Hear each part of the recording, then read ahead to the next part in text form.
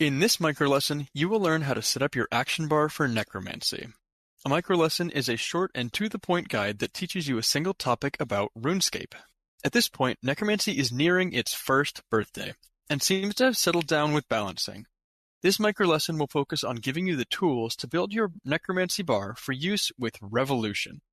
With the recent combat changes for melee, magic, and ranged, our previous Revolution bars for those styles are also due for an update, which is included at the end of this video. If you want to learn how to make action bars for those styles, you can find our previous action bar microlessons linked down below. As a disclaimer, this is where we would normally go into how to make a simple, fully AFK bar, following the principles outlined in our first microlesson on building action bars. With that said, the Necromancy Auto attack is actually powerful enough that we don't need to avoid it, so we can skip some of those normal rules. To start with, have Skeleton, Ghost, Touch of Death, and Soul Stab around the start of your bar, and add in abilities with effects you want from there.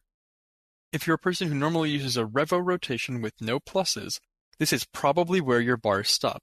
This will work just fine and allow you to spend the rest of your stacks as you see fit. If you want Revolution++ gameplay, there's a few options to consider. If you want AoE damage, slot Spectral Scythe, Soul Strike, and Blood Siphon.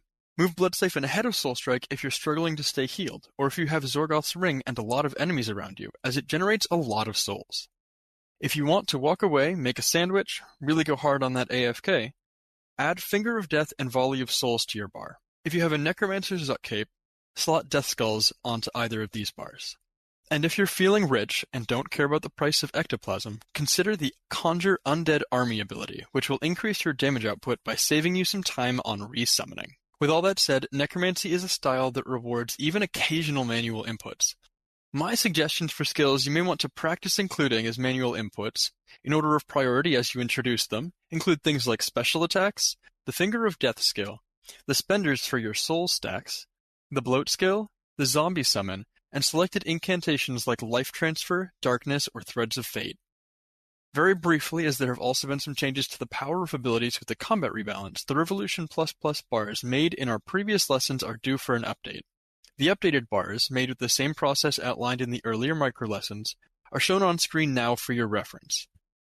As always, these microlessons are intentionally brief, and there will absolutely be situations where you need to adjust some things from the information delivered in this video, which is intended to give you a solid foundation to build from. As a note, we're considering doing a more advanced microlesson, covering topics like manual necromancy, using the Tier 95 special attack, or using a Living Death ultimate in your rotation. If you'd like to see these, or if you have any follow-up questions or comments on this microlesson or RSBANDB in general, let us know in the comments below, or find us on Discord or Patreon. If you found the video helpful, we always appreciate a like, and if you want to see more content like this, please subscribe, and we'll catch you in game.